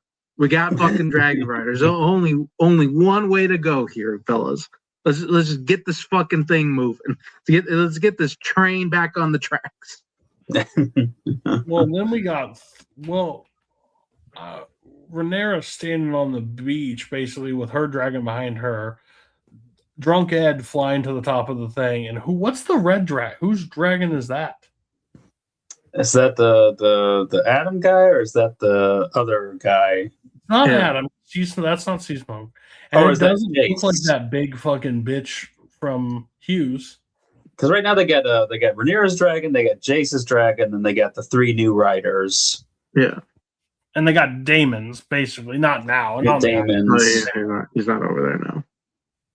And they got one of Damon's kids. It doesn't look like it. May be that dragon.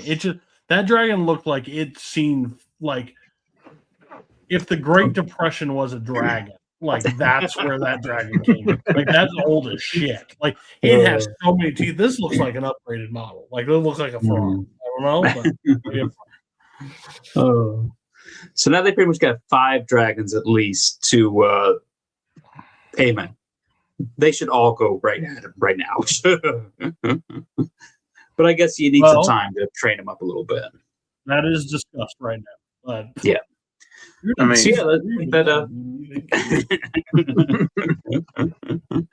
well, I think that can take us to our season finale here. Episode 8, The Queen Who Ever Was. As Aemon becomes more volatile, Larys plots an escape while Rhaenyra looks to press her advantage. What a weird way to end. So there's not an episode 9. There's not an episode 10. Rhaenyra looks to press her advantage. Horrible way to describe your season finale. We're going to press her advantage. That means we're not going to war here. Hey, by the way, everybody, just let you know that battle that we're all brewing to, you're going to have to come back in 2026 because we're not doing that here. But what we will give you is some Lannister mud wrestling. Yeah. What do you want? You want some Daemon getting some last fucking mission, like dream sequences before he shows back up with Rhaenyra?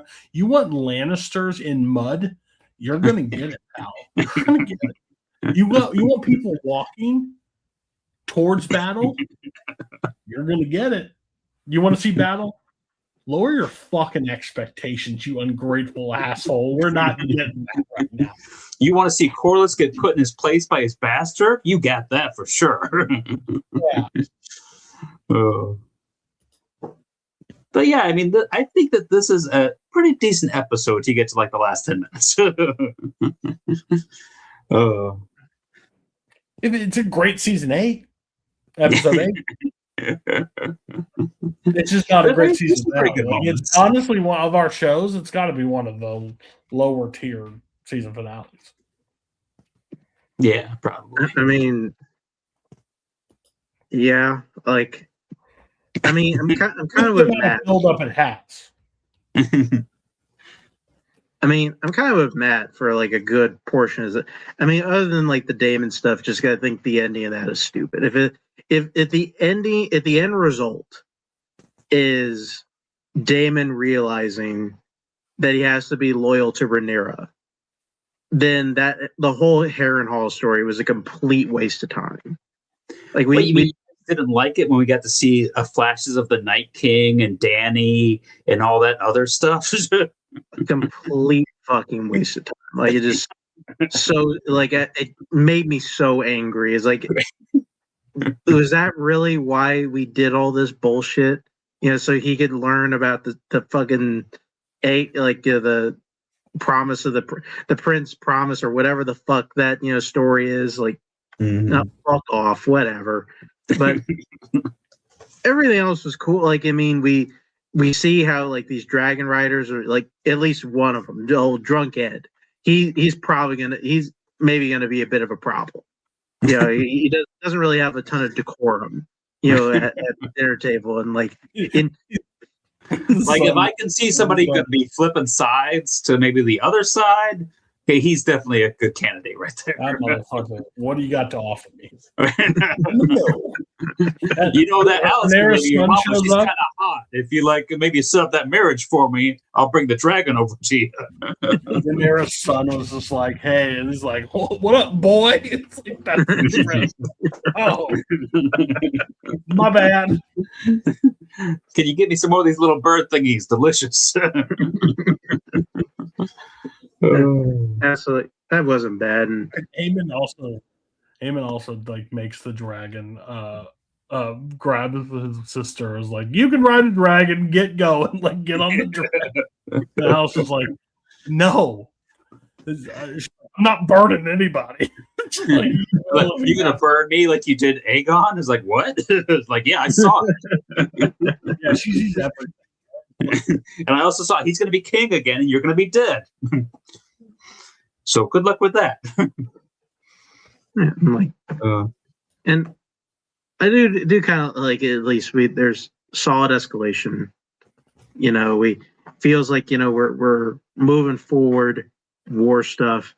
I also kind of like it where we end up with Alicent. It looks like she's like kind of not knowing what she did was right, and like that conflict is kind of coming in, and like and then another person gets stuck in the fucking Dragonstone or whatever. Like, I mean, I guess they knew a way in or whatever. I think their security is maybe not quite as tight as King's Landing is. I do love when we'll touch on that in a second, but I do love when Daemon shows back up. By the way, this is an hour and 10-minute episode. This is an hour and 10 minutes. Don't you miss HBO shows? No, that's the one thing that I feel the most of when we don't do an FX show and we just stick to like HBO. It's just like shit. They didn't even have commercials, but they just roll. But she asked him like, "Who do you bend to? Like, who do you serve?" And he's like, "You." And like, okay, there we go. But you can't tell me at all that Allison Hightower is able to sneak into Dragon. From what I know of Dragon. Well, I mean, she didn't sneak in. They went to the gate, and the guy threw his sword down, and then they're like, "Please take me to your queen." Sure. How she's not spotted by anything. We've seen Dragon show, not just in this show, in Game of Thrones. That stairs alone. Now, the climb up to Dragon's Stone is massive.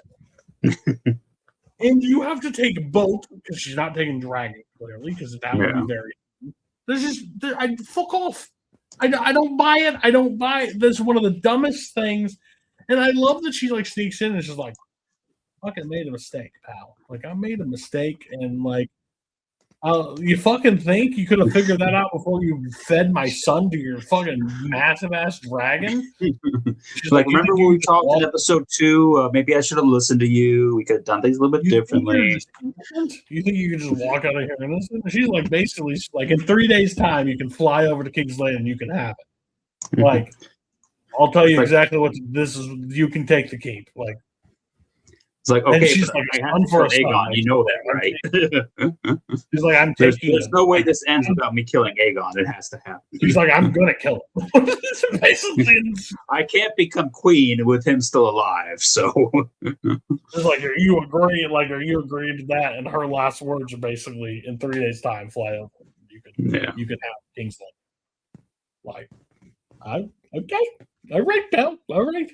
That's supposed to be pretty good. Wait, this is the season finale? Oh. I mean, then we march. We march for 10 minutes. We march, we sail, we fly. We do it all because guess what, guys? In 2 years' time, you will get to see the battle you've been waiting for 4 years. The lead up is so cool too. Like the score building up is awesome. It's probably like their second best like instrumental, like behind like Light of the Seven. Like it just gets you so hyped.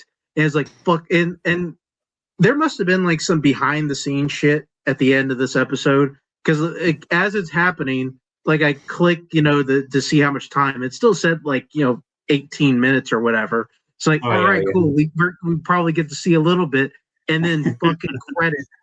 And you bitch. Like, I think Cody, poor Mark has to wait 2 weeks to see the next episode. I tell you, like, yeah, lucky you, pal.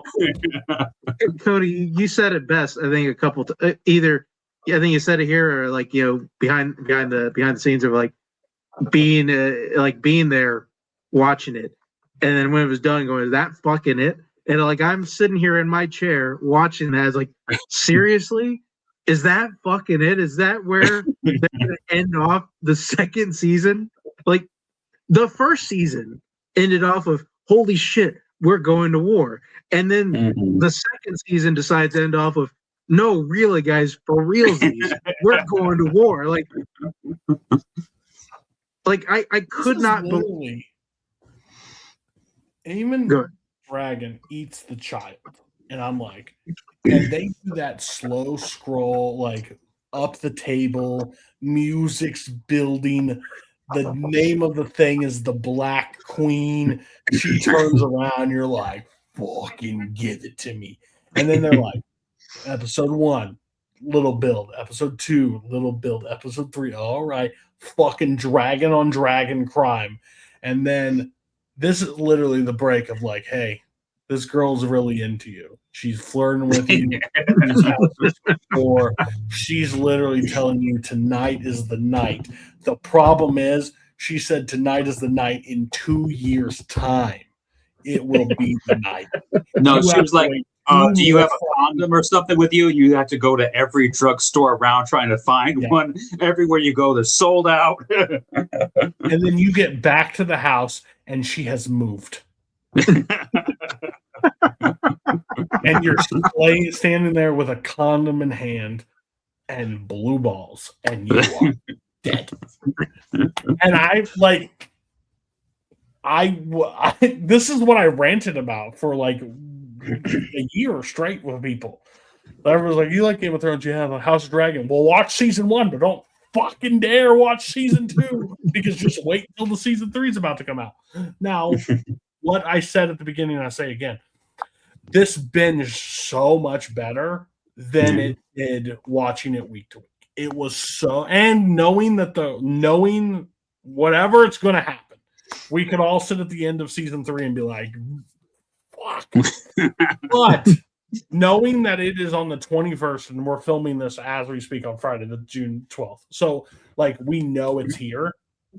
That's the slight relief that I get that it played better. Like it still had moments. So now when they're walking, I'm like, okay, 21st, 9 days, they're about to fucking destroy some shit. I can get behind that, all right, Bill? But let me tell you, watching this live, waiting, I had the new lights on my TV. I turned it all off. I remember just sitting there, just watching, just expecting like a battle of some sort. I don't even get fucking dragons in this episode. Like, think about it. Like, you don't even get real dragon, like anything in this episode. It's besides her finding her skull dragon and like, I'll take you. Poor bitch had to run all the way across the world to find a dragon that would accept her, and we just gave homeless guys the fucking dragon. I mean, go back up to Dragonstone, and she's going to be the one to flip because she's going to see fucking heads flying around. How the fuck he get a dragon? I mean, like, I think one of the more annoying things about this episode too is that, like, probably one of the coolest monologue of this episode is spoken by fucking Kristen Cole. Like, cause he gets honestly a really cool war is hell monologue, and like everything's gonna be different with dragons, right? Like, fuck, that's really cool. I wish it was said by literally any other person. We also they leave you with a loophole, like Otto's in the cave, like Otto's in the cell. Like, yeah, it's like in a cell. We don't know where he is or who's holding him in a cell, but yeah, that's happening. Wrong, I think, isn't behind that. I may be wrong, but because we haven't seen him since like the 3rd episode, right? Another reason this episode kind of saw last season felt the most like Game of Thrones because it had like the changing of the guard and like the death of the king and the figuring out, and Otto was such a big character in last season and like such an interesting character and made all the intrigue behind it. Otto's put on the back burner. Damon's put on the back burner. Kind of Rhaenyra's kind of put on the back burner for like. There's really nobody to play like the politics of Game of Thrones. Yeah, there was no politics in this. It was basically, we know these two houses that are separated by an ocean are going to war. We just don't know when. Which is crazy because, like, if you were gonna put the brakes on like the war and action stuff, I would have thought, we were probably going to at least get some of that. Like, the finagling politics of it all. Like, we don't. It's also really silly, too, if you think about it. Dragonstone and King's Landing are a dragon's ride away, like very close to each other. So the fact that they don't interact or go into any battle or like send a fire down at one point just to send a message, it's just silly to me. Like, it's just like it's crazy that Aemon wouldn't just like one day is like, you know what? I'm just gonna take my dragon, fly over there, and torch it real quick, and see what happens. You could look across and see a dragon flying. So how do they sneak anything through anything? Like, you could look at if Vagar starts flying from the other side. We're like, where the fuck's he going? Like, he's going somewhere clearly. It's just weird to me. Like, it's a build towards a battle that just doesn't build, and that's the problem. But again, what Matt made a good point before we went live is basically the first season's like years travel. Like, we jump time so like much. 16 years worth of story in one season. In one season, well, this is probably like Matt said, it could be. You could tell me it was a year or a month or whatever. I'd kind of believe you. I don't know. There's no time loop in there. So, like, that's the only thing that is. It's frustrating because it shouldn't be a disappointing season. But it definitely feels when we get 2 less episodes, studio interference is definitely in play. But again, what I will say, week to week versus binge, it plays better as a binge. It 100% plays better as a binge. Yeah. I think that's also my big problem with this season too. Like, is that they break kind of the cardinal sin of, I think, of today TV with at least the emergence of doing shorter seasons, where if you don't make your season matter, and we're at a point now where like we kind of normalize doing shorter seasons, like 8 to 12 episodes. We've also at this point normalized like extending wait times to where it's not always a year between seasons. Sometimes it's 18 months. So in this case, it's 2 years, which it feels crazy that they would start a season from what was supposedly like from one point and then end off that same season at the same point. It felt it just going nowhere, and then just kind of making the audience sit through going nowhere and making them wait 2 years for the season to go nowhere, and then tell them, don't worry, you got to wait another 2 years for us to like kind of pay it off, is insane. So, like, if we go into this first episode of season 3 and there's no battle, is it going to be like automatically 1 star off the season? I would just, I don't. Now, yes, because what has been rumored is I don't know. Like, I'm not a Game of Thrones historian. I don't know anything besides what they've shown me. Whatever the 4th bloodiest battle or whatever they're describing is happening in the very first episode. It's 72 minutes long, and it's supposed to be a sea battle. I've seen images or small video clips of what is supposed to be happening. That should give me the putt. If it is a dud for this first episode, it's going to be a long 8 episodes for me. I'm not saying they can't win me back, but like, I should bust in 2 minutes watching this first episode. I've been built up for 4 years. It should not be that hard to just finish off. If we don't, I'm going to be pretty mad. I'm going to be pretty frustrated. But I truly believe they've heard the frustrations of last season. That's what I would hope so. They've had 2 years. So yeah, they're like, God, this was not received well. Because like this, like, and I think they're flying high off of Night of the Seven Kingdoms. I hope they just. I don't need everything to be a battle.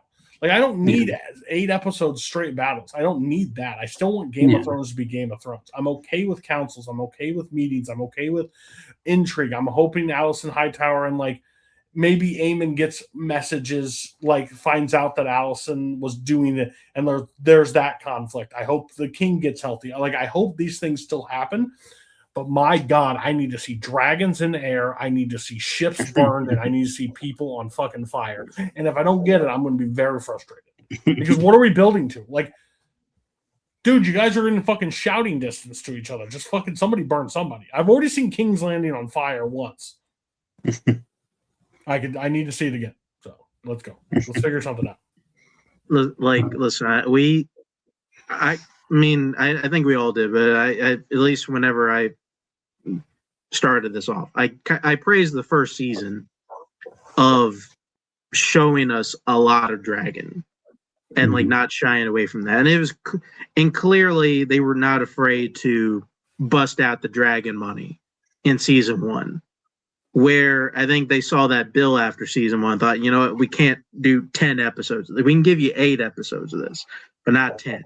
Like, if you're going to make a fucking budgetary decision on giving me fewer episodes, and like, I'm fine with that, but you gotta give me some fucking dragons, man. You can't give me fewer episodes and then not give me dragons along with the fewer episodes. You can't not do that.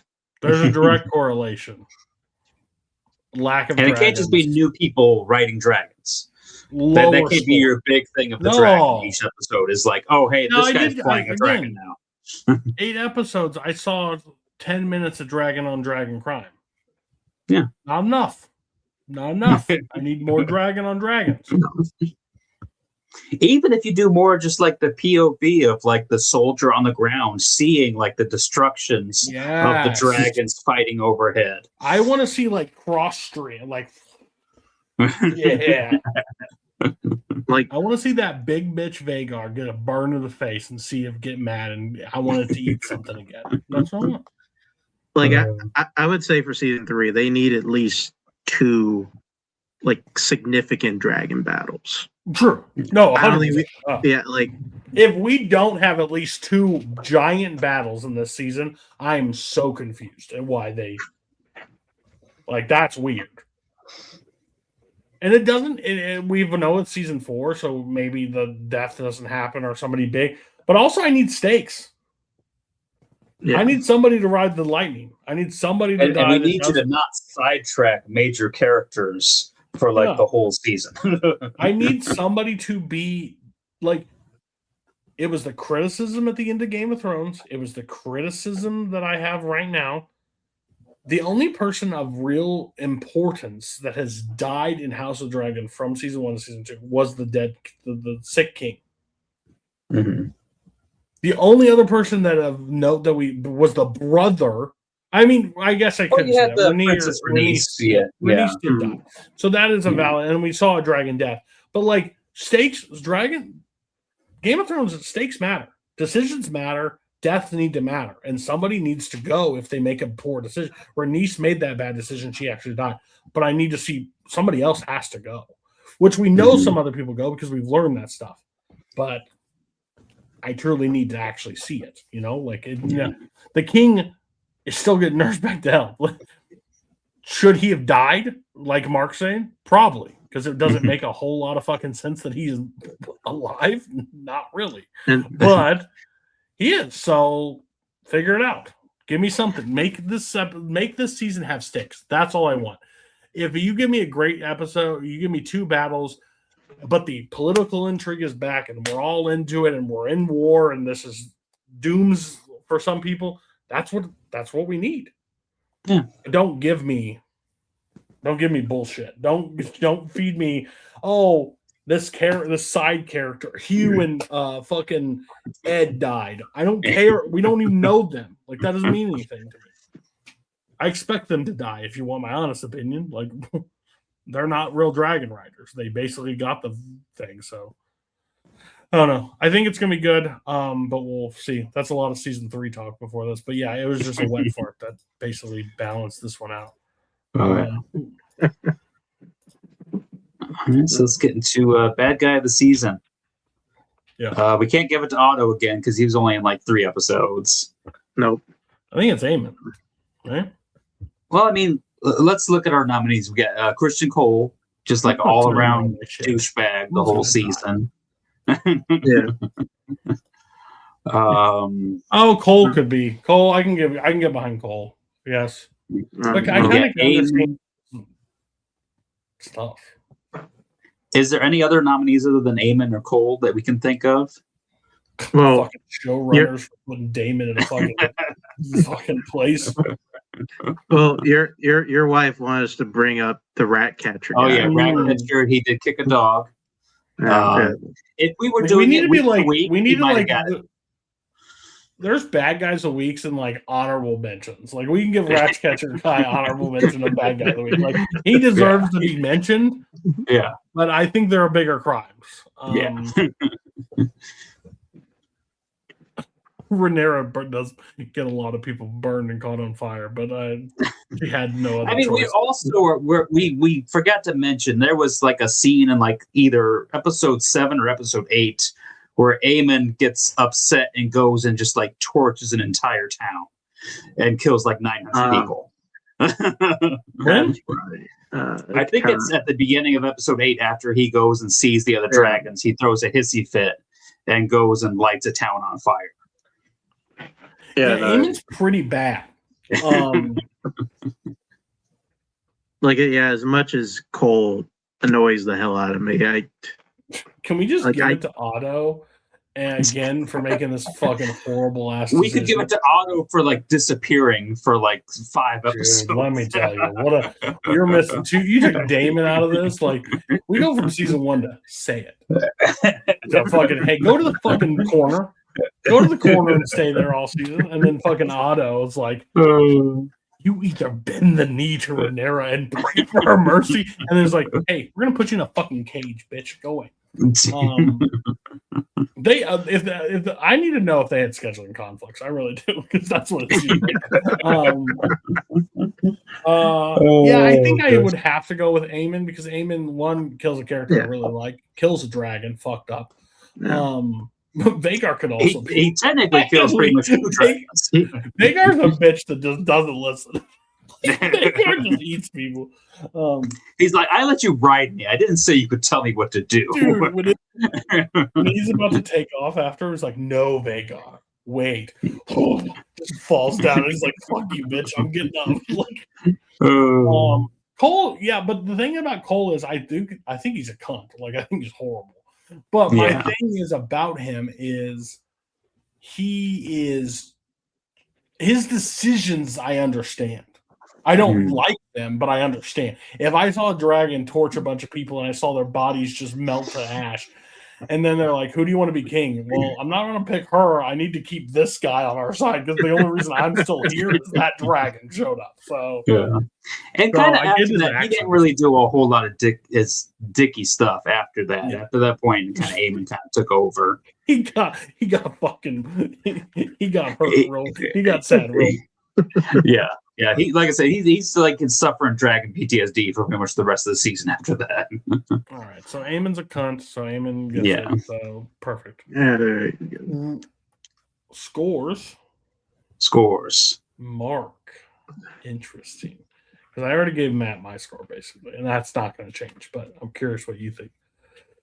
You gave the first season 4. Yeah. Is this better? I'm not gonna go nuts here, but it's certainly a downgrade. It's a downgrade, and I think it's easily the worst season associated with Game of Thrones. Like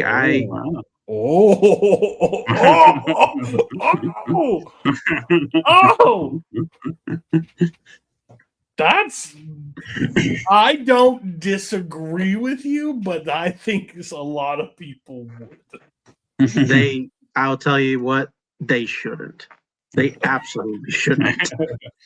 I think some people might look at having no ending might not be as bad as having a bad ending, but we'll see. You guys got some fucking payoff, at least in like your fucking seasons. Like, this season got fucking nothing. I think it's still a 3. Like, there's too many enjoyable moments for it to not.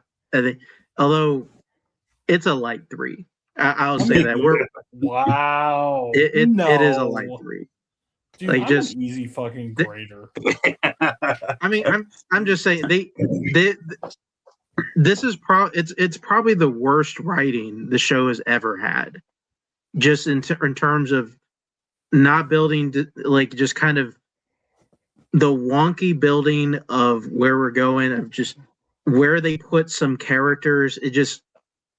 There are some decisions made in this season that make no sense. Mm-hmm. You are a tough grader. I'm not as tough. I would probably, if I'm being honest, when I walked in here, I thought I'd be a 3.5. Well, before I started watching the season, I think I would have been a 3.5. I think I'm still at a 4. I think the first 4 episodes are really, really good. I think they are really strong. And that dragon on dragon crime is really outstanding. I do truly like the dragon riders situation.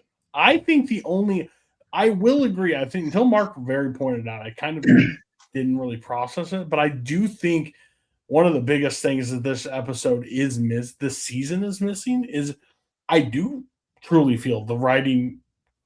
It doesn't have the whip that I think Game of Thrones has. Like I think like I put it in the intro because I love that sequence so much with Otto standing there talking to Allison and be like, you don't understand. Either we have to do it this way, or you beg for Rhaenyra because she's going to take out your son. It doesn't feel like any of those moments happened where I'm like, oh wow. So that was when it was lacking. I still think I'm a 4 because even if I still think the dragon riding stuff, I hate the last episode, but I think there's only 3 episodes that I don't love, but I didn't sit there this time being like, oh my God, can this end? The only time I ever do that is Damon's shit. It's the only thing I don't like in the season. And I think, yeah, should that be a 3.5? Probably. I'm just so, well, we're about to finish up. You guys are a while behind, but we're about to finish up Game of Thrones. So in 6 weeks, I'll know exactly what Mark thinks about the rest of it. But yeah, where I'm at right now, I think I'm a 4.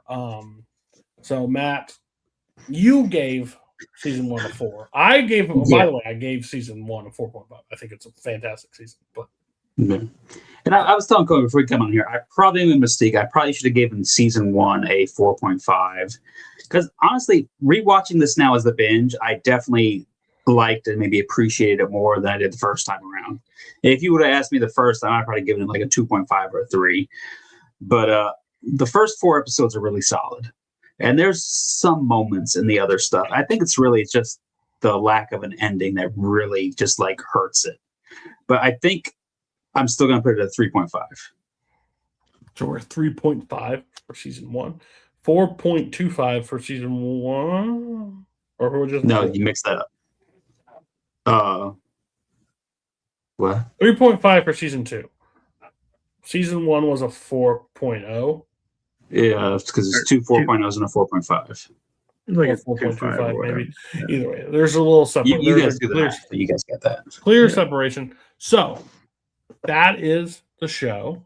And we'll get to see now if season 3 will benefit or be hurt by going week to week instead of a binge mode. So yeah, we will be back to week, starting on the Friday, right, of the 26th. We will be live on Multiplex talking about. Oh, and by the way, kill count ramped up a lot. We're up to 2,400 kills now. 2,400. And then we will be going, by the way, live, during one of these live episodes, we will announce what we're doing for the second part of season 3 of TV Chronicles. We've picked it out. I've agreed to something I never thought I'd agree to. So this is going to be interesting. It's going to be the most different, I would say, TV Chronicles has done. We're doing a show that we've never done before. So should be interesting, should be fun. But we'll announce that. But we will be live every Friday or Thursday, depending on our schedule. Basically, whatever we work. We meet weekly. So whatever works for our schedule, we'll go live, and then we will. And then check out the rest of our TV Chronicles season 3, part 1. Americans, if you haven't watched that, I would definitely tell you to check those out. Justified, you can watch it, see my face and my reaction throughout the entire thing. And then also check out, we're doing Game of Thrones. We're literally walking through Game of Thrones right now. All 5 seasons will be basically in lockstep of the same situation, how we watch them. So go check them out. It's kind of crazy. We've talked about 3 different Games of Thrones shows in the last few months. Yeah. And then, if you want to go, if you haven't watched it, we did Knights of the Seven Kingdoms. We did all those episodes there on our channel. And the more interesting shows that come out during the year, we can do a live series and recap. We did it with The Last of Us. So go check those out. But until next time, have a good night. Bye.